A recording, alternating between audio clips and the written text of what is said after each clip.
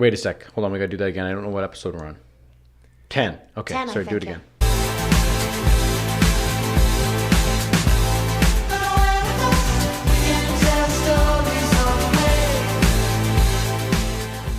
All right. Welcome back. Episode 10. Wing It Podcast. GooseDigital.com. Who do we have? Jen Pugsley. Chris O'Neill. Robin Kroll. Michael Turksani. Okay. Jen Pugsley in the house. Hi. Wow. All the way from Alberta. Where in Alberta? Edmonton.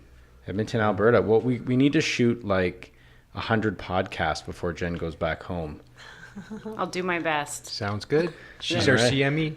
Yeah, SME. SME. Insurance SME. Jen, tell us a little bit about your broker background, because this podcast is about IBAO, coming back from IBAO. First time Goose Digital has been at IBAO as an exhibitor, as a sponsor of the event. Our minds have basically been blown. Okay, super blown.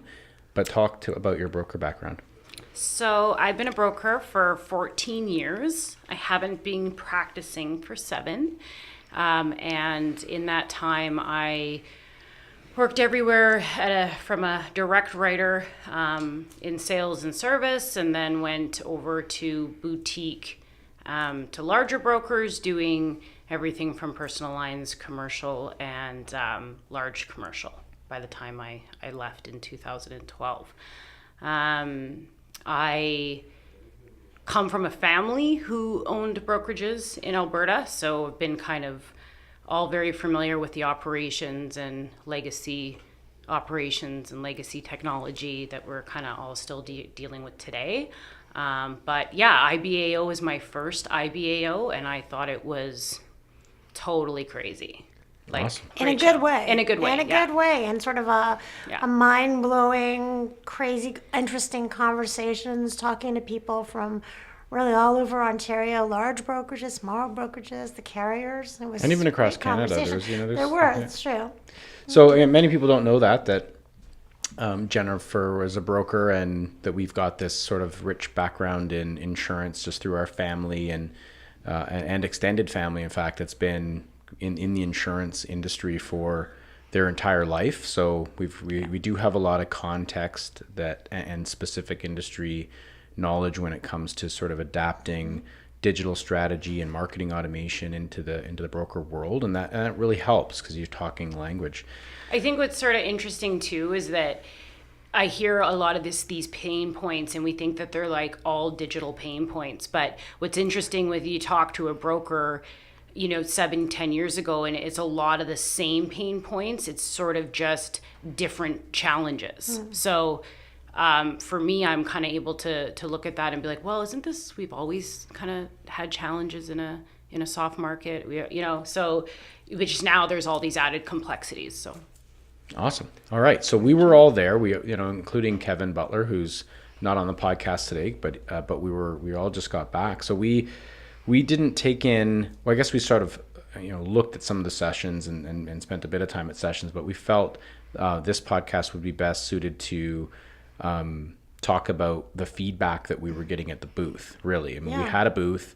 We were the only marketing automation specific or focused vendor there, and focusing on digital strategy for the insurance market, predominantly brokers that we were there to address, although we did speak to many of the markets as well. So we thought, we should round this out, because we probably spoke to how many, Chris? Do you think came through? I mean, I know we gave away easily 300 pieces of gear that we had. Probably had some of the best gear there. We had great gear. We had hats, we had shakers, we had pens, we had, and people were just scooping them up, loving it, taking that stuff back. So our logo has been well spread. Well into the wild, yeah. Well into the wild. It sounds like our camo hats were really the most popular item. So we're trying to figure out how to sort of take advantage of that love that we're getting for the camo hats. But how many would you say came through from we must have talked to. Well, I'm just still in the process of really, processing all these business cards. But like I'm feeling like it, and it wasn't just brokers, by the way, either. Because this show featured, solutions for brokers, but that meant that there were some people in other lines of business there too, manufacturers for devices, service companies that are involved with insurance claim management, etc., financial services, like a real wide range. But in terms of the insurance brokers that came through, I'm going to say there was at least 200 that we spoke to. Yeah. At least 200. Yeah. I don't know, Jen, what do you think? There was 30. I think the attendee list was 3,300 people, and I would say 200-300 brokers. I mean. So we talked to a few. It sounds like we talked to a few. Yeah. When we were there. There were a few. We talked to lots of different this people feedback within is the brokerage also. right? Different people in the brokerage. A lot of broker principals. I mean, I think There were a lot of presidents, vice presidents. Partners.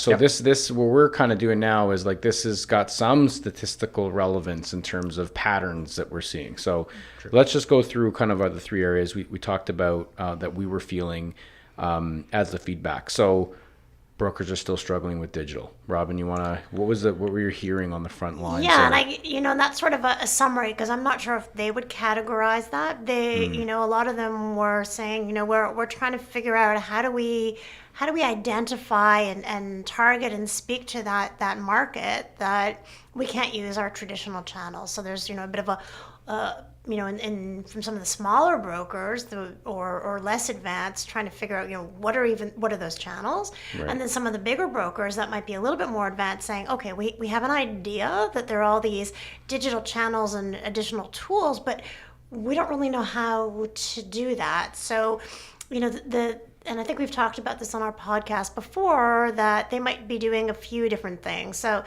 they'll have, they'll be using social, or they might be doing a newsletter, but it's a non-targeted newsletter. And it's interesting, I think of a couple conversations where that specifically came out and saying, well, we're doing this, but we don't really know how it's working. And there's leads coming in, but we can't really tie those leads back to the initiative that we're launching. Yeah. So it's, how do you measure an ROI? How do you really know if you're being successful, and if you're being successful in the direction you want to go? So that was a lot of the conversations that I had. And how do you even, put the operations around that? I think there's a whole gap around. Absolutely. We've done 3 websites maybe, and we are spending significant amount on PPC, and we are doing a lot of great things and seeing good things, but what does that whole operation look like from start to finish? I tell you, the one thing that we did hear a lot about was, to your point, Robin, lack of a plan or a strategy. Yeah. Chris, you were showing off the piece of collateral that we had largely was around telling the story and the challenges that a broker faces today and moving into digital, but also our roadmap process that seemed to really resonate with several brokers. Well, it definitely doesn't, and I don't think the size of the broker was really made a difference. In other words, whether you were a large broker and you'd been maybe working on some various things for maybe the last 3 to 5 years, maybe tried some some of the different tactics that are out there, or you're a smaller broker, in that sort of 10 to $15 million in total gross premium. You've tried some different things, but in every case there seemed to be kind of like a lack of connection between what it is that I'm investing and what it is that this is actually driving in terms of new opportunity, or reducing my churn, reducing my my or just making or just how to put in a plan. Like I remember we spoke to sizable broker, 100 people, been using some technology for the last 9 months, but been paying for technology for the last 9 months, but having a hard time adopting those. So the roadmap process that we have developed is a great way for brokers to take a step back, sit as a team, learn some things. I mean, why don't Robin or Jen sort of describe that process, because that was a big win for the brokers that crossed through the booth. To talk about the roadmap itself, process and the strategy, I think showing sort of that that illustration and talking about strategy, which is not something that I think was part of their typical language or discussion, right? Right. So just identifying the fact that that's great that, you're doing some social postings and there's a newsletter, but what's the strategy behind it? Do you know who you're trying to, what the type of personas you're trying to attract, the particular lines of business? Are you thinking about that and sort of the reaction? Oh, no, we're just doing this without thinking of the strategy. And then the channels are just sort of, we know somebody who can do social media. So therefore that's a channel, and maybe that's not the best channel given the audience that you're going after. So putting that in context, I think people reacted very strongly, and they loved that, being able to put something which is kind of all over the place into an organized structure. Multi-month. Multi-step, multi-month, organized, thought out with a start, a middle, and where you're moving towards. And there was a very positive reaction about that. I think our brokers, like I mentioned, I've heard one of our brokers say, which I thought was really interesting, when they were delivered their 12 to 18 month roadmap, and obviously you can pivot from that roadmap, but it gives that basis. One of them said, like, now we know why last year when we hired our coordinator, why she didn't work out. Right, because you're hiring these entry level positions out of college or whatever, and you're asking them to build a huge division of your business. They don't know how. They don't know all the moving parts. They're going to be an amazing executor and a great point person. Yeah. But it was just cool to have a broker look at this and be like, hey, if we could have handed this to her. Right? We would have been so much more successful. Exactly. Yeah. Sorry, another thing I heard Jen say, which I thought was pretty insightful too. Sometimes, somebody using digital marketing for the first time or within the first couple of years might be a little discouraged.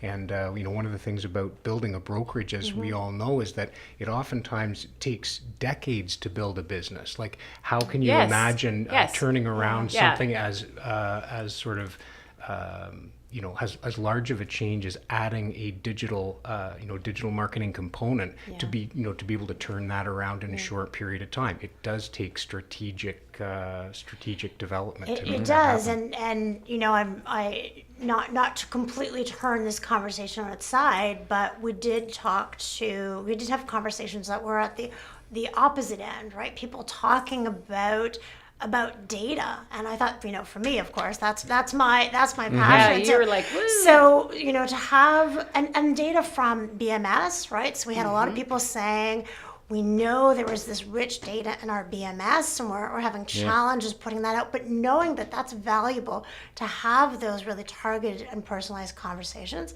And how exciting was it to talk to some brokers that actually have data scientists and technology people on their team. It was. I mean, you're right. Like, we didn't hear, out of all conversations, both days, nobody was sitting there with the kind of why. Or should we or shouldn't we? That's a good point. Yeah, that's a really good point. That's a really good point. It's like, yes.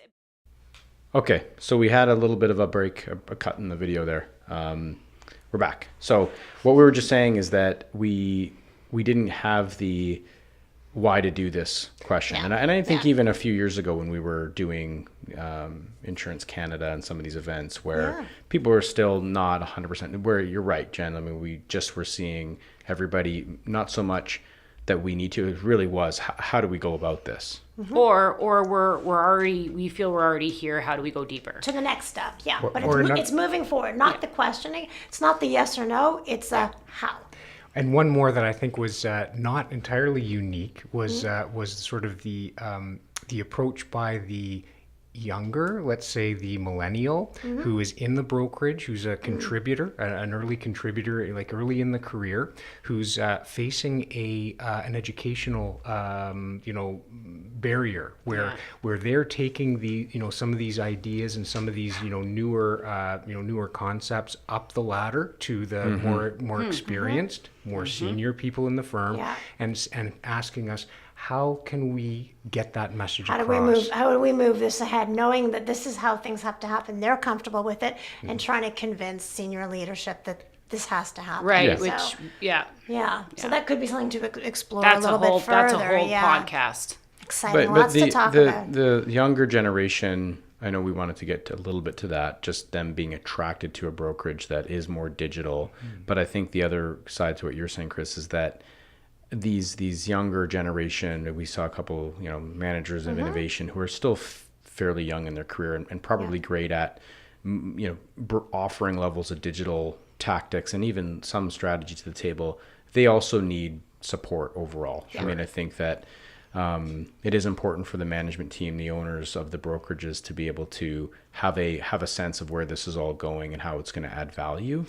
Yeah, and I think the more senior people are seeing these young, technically competent and capable people, be able to solve problems like, help us get, set up with these, with these technologies and these accounts and everything. But the business value is something that, they want to add that to, is like the business value that digital will bring to them is something that can be further articulated, and we can definitely help with that message. So we're going to wrap up, because we just wanted to get something out that addressed it. We want to thank all the brokers that came through. I mean, everybody that came through. We have dozens and literally dozens of meetings that need to be put together for following up. But another thing we certainly learned was that everybody likes to drink, for the most part, at these things. Okay, that was a new experience for us. Not new for me, but just being in the broker world. We went a little too hard the first that, night. Probably should have stretched it out, but yeah, wow. So next year, ourselves. Next year we're going to be ready for that. So thanks, guys. Thanks, IBAO 2018. IBA 2019. We're getting ready. IBAA maybe. IBAA 2019. IBAA, that's right. Okay. Bye, everyone. Peace. Bye. Peace out. Peace.